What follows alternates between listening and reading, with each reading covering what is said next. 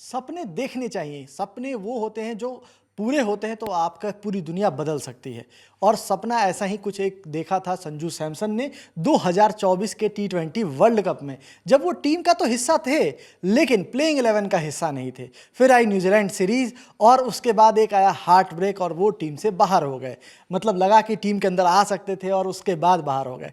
लेकिन फिर आया रिडेम्पशन आर्क और अंतिम 4 मुकाबले और वहाँ से पूरी कहानी बदल गई। प्रशांत, मतलब सबसे पहले तो संजू सैमसन की ये जो इनिंग्स रही हैं, जो पिछले 3-4 और अब तो प्लेयर ऑफ द टूर्नामेंट हो गए, तो मतलब संजू सैमसन यहाँ इस तरह से दिखेंगे आगे चल के साउथ अफ्रीका के मैच के बाद, कोई किसी ने उम्मीद भी की थी? उम्मीद किसी ने भी नहीं की थी। उम्मीद संजू ने भी नहीं करी थी। और ये तो उम्मीद की भी नहीं होगी कि नाम विराट कोहली और बुमराह के साथ दर्ज हो जाएगा। ये कहने से मेरा मतलब ये है कि टी20 वर्ल्ड कप में इंडिया की तरफ से प्लेयर ऑफ द टूर्नामेंट इससे पहले 2 बार विराट कोहली को और 1 बार जसप्रीत बुमराह को मिला है। अब संजू सैमसन का नाम उसी लिस्ट में शामिल है। तो आई मीन जिस तरीके से न्यूजीलैंड सीरीज उनकी थी, सब ने राइट ऑफ कर दिया था, हम लोग जैसे फैंस ने। और मतलब हर तरह से उनको वो कर दिया गया था कि रन नहीं आ रहे हैं, आप हटाइए। उससे पहले गिल को लाया गया टीम में, उनको भी सेट करने की कोशिश करी गई, लेकिन नहीं हुआ। फिर ईशान किशन जिस तरह परफॉर्म करे थे वो आए, लेकिन एट दी एंड जो बता होता है, जो कहते हैं ना कि जो लिखा होता है वो होता है। Sanju gods Samson plan. Gods, हाँ कुछ भी कह लें, वो है तो गॉड्स प्लान ही। लेकिन बात यह है कि कोई भी गॉड्स प्लान हो, उसको इम्प्लीमेंट करना भी आपका काम है। संजू ने वो किया। प्लेयर ऑफ द मैच मिलने के बाद उन्होंने बाद में ये बोला कि न्यूजीलैंड सीरीज के बाद वो टूट गए थे। मतलब उनको ये लगा था कि सब कुछ खत्म हो गया है। उन्होंने भगवान से भी ये मनाना शुरू कर दिया कि अब तो कुछ नहीं हो सकता। लेकिन फिर ये होता है कि जब आप सब कुछ हार जाते हैं तब रास्ते खुलते हैं, और संजू के लिए खुले रास्ते। और फिर वो कहते हैं ना कि जब रास्ते खुले तो आप उनको फिर चौतरफा हथिया लो। तो संजू ने हथियाया है पूरी मतलब तरीके से। रास्ते खुले संजू सैमसन के लिए, लेकिन संजू सैमसन ने बाकी टीमों के धागे खोल दिए। धागे खोल दिए। क्या किया है लोग, यही वो तो हो सकता है वो ऐसा बन जाए कि इस पे स्टडी कर ली जाए कि इतना पेशेंस रखने के बाद, उसके बाद जब आपको मौके नहीं मिल रहे हैं, हाँ आपको पता है कि हो सकता है ना ही मिले, लेकिन फिर एक दिन ऐसा आता है कि आपको टीम में शामिल किया जाता है, और उसके बाद आप बैक टू बैक 3 परफॉर्मेंसेज ऐसी दे देते हो, 90, 89, 89, ऑलमोस्ट वो सारे शतक ही मान लीजिए आप, ठीक है। वो स्कोर बोर्ड पे डाउन दी लाइन अगर कोई 20 साल बाद किसी को आप दिखाओ, वो बहुत बड़ी पाजी उसको ऐसे दिखेंगे नहीं, लेकिन उनका जो इम्पैक्ट है पूरे टूर्नामेंट में, वो वेस्ट इंडीज़ वाले मैच के मतलब उस मैच से ही आप देखिए, हम ऑलमोस्ट टूर्नामेंट से बाहर होने वाले थे। एक, वर्चुअल क्वार्टर फाइनल से जो हाँ सफर शुरू हुआ वही, था।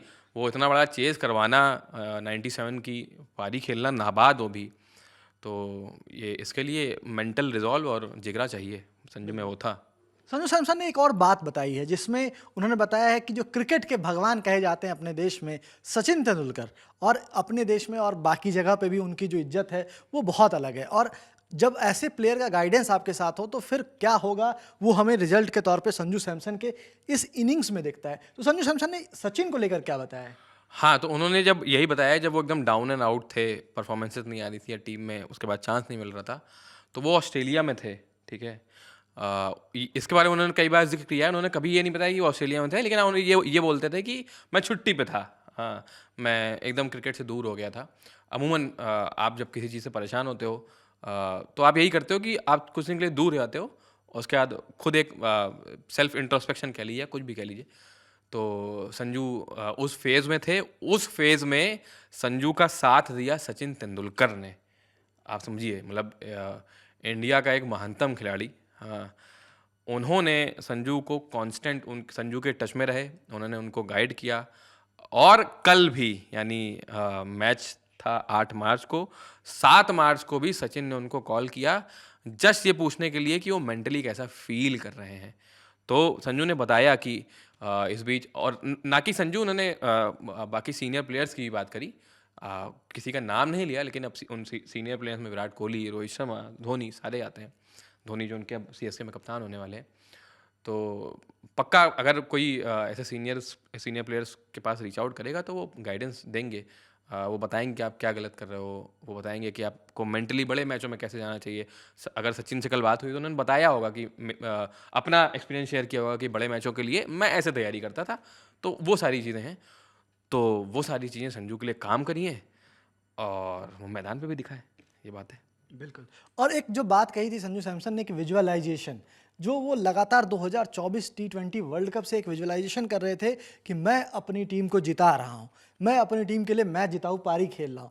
और लगातार प्रशांत 3 मैच, और तीनों मतलब नॉकआउट्स हैं, तीनों नॉकआउट्स हैं। एक वर्चुअल नॉकआउट है जहाँ पे आप क्वार्टर फाइनल जैसा मुकाबला खेल रहे हो, और उसमें भी 190 से ज़्यादा का टारगेट मिल गया है, 196 आपको चेज करना है।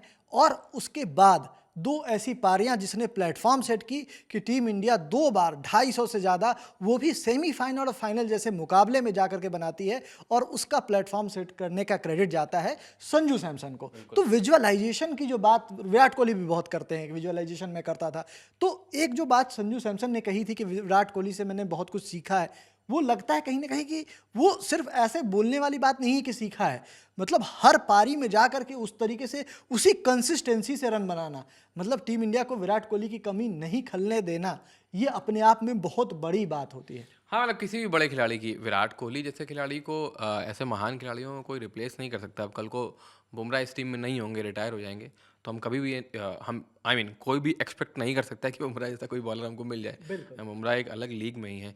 तो तो वही विजुअलाइजेशन की बात, मतलब एक लेवल के बाद तो यही होता है कि स्किल सबके पास होती है। लाइक अभिषेक शर्मा फेल हो रहे थे, लेकिन अभिषेक शर्मा अपनी स्किल की वजह से नहीं फेल हो रहे थे, ठीक है। वो माइंडसेट का ही आधा खेल होता है। अभिषेक ने भी वैसी कुछ बात बोली कि वो बहुत ट्राई कर रहा था अच्छा परफॉर्म करने का, लेकिन नहीं हो रहा था, वो नहीं होता है। जैसे विराट कोहली क्रिकेट नहीं खेलते हैं अभी, नॉट रेगुलरली, ठीक है, 5-6 महीने में आ रहे हैं, खेल के चले आ रहे हैं। तो वो मेंटल प्रिपरेशन है। फिजिकल प्रिपरेशन या मैदान पे आप खेलो, ठीक है, वो भी ज़रूरी है। बट बड़े मैचों में आप कितने मेंटली साउंड हो, कितना प्रेशर झेल सकते हो, वो आपको आपकी सक्सेस को डिफाइन करता है। और संजू ने वो बहुत बखूबी किया है। जब आप बेंच पे बैठे रहते हो तो ये सबसे सबसे ज़्यादा डिफिकल्ट यही होता है कि आपको नहीं पता है कि चांस मिलेगा या नहीं मिलेगा, कब मिलेगा, अगर मिलेगा भी तो। और वो चांस जब आया और आप नहीं चले, ठीक है, तो वो एक एक्स्ट्रा एडेड प्रेशर होता है। लेकिन संजू ने उन सारी चीज़ों से ऊपर उठ के परफॉर्म किया।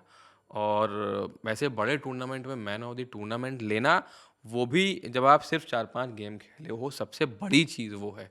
और उसमें भी सबसे अहम मुकाबले सिर्फ खेले हो आप। हाँ, मतलब जब टीम को सबसे ज़्यादा ज़रूरत थी, तब आप आके आपने परफॉर्म किया है। तो ये वही वाली बात है कि जब आपको मौका नहीं मिल रहा है तो आप फेल कर गए, तो आपको टीम से बाहर कर दिया था, जो संजू के साथ हुआ है।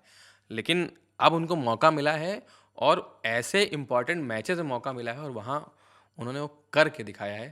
तो अब मुझे तो नहीं लगता कि उनकी जगह आने वाले कुछ सालों में इस टीम से जाने वाली है, ये वाली बात है। बिल्कुल, जगह जाने की तो बहुत दूर की बात है। जिस तरह का प्रदर्शन उन्होंने इस पूरे टी20 वर्ल्ड कप में किया है, और ख़ास करके जब आप ऐसे अहम मुकाबले में आते हैं और आपसे इतना प्रेशर होता है कि हर मैच में आकर आपको परफॉर्म करना है और एक स्टार्ट देना है, क्योंकि वो जिम्मेदारी है। जब आप ओपनिंग के तौर पर आते हैं, ओपनर के तौर पे आते हैं, और आपको पता है सामने वाला बैटर अभी अच्छी लय में नहीं है और आप अच्छी लय में हैं, तो एक रिस्पॉन्सिबिलिटी एडेड ऑन होती है, जो दिखती नहीं है पर होती है। कहा जाता है, मतलब फैंस का उतना उम्मीद करना, और जब आप घर पे खेल रहे हो तो एक अलग उम्मीद होती है कि हाँ, हर मैच में सपोर्ट करने इतने लोग पहुंचते हैं, तो उनके साथ उसी मोमेंटम के साथ। और सबसे खास बात प्रशांत की, हर मैच में उनके पास सेंचुरी बनाने का मौका था, लेकिन team is the first priority, और उन्होंने हर एक मुकाबले में ये दिखाया।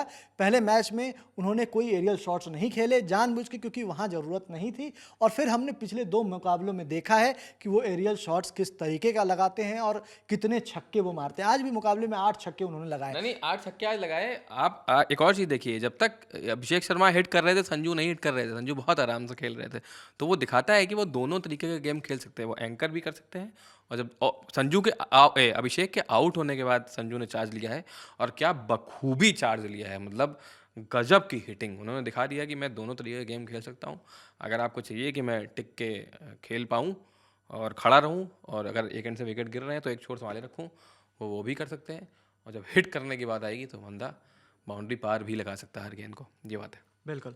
और संजू सैमसन की ये पारी बहुत कुछ और हमेशा के लिए याद की जाएगी, क्योंकि इस पूरे वर्ल्ड कप में जिस तरह से मोमेंटम चेंज हुआ टीम इंडिया का, उसका श्रेय जाता है सीधे तौर पे संजू सैमसन को, जिन्होंने लगातार 3 मुकाबले में 50 प्लस स्कोर ही नहीं किया, मैच विनिंग इनिंग्स खेली, जहां से एक पूरा प्लेटफॉर्म सेट कर दिया। एक मैच को तो उन्होंने फिनिश भी किया और बाकी 2 मैच में ऐसा प्लेटफॉर्म सेट कर दिया जहां से टीम इंडिया की जीत लगभग लगभग सिर्फ बॉलर्स को अपना काम करना था, बाकी जीत लगभग लगभग तय कर दी थी।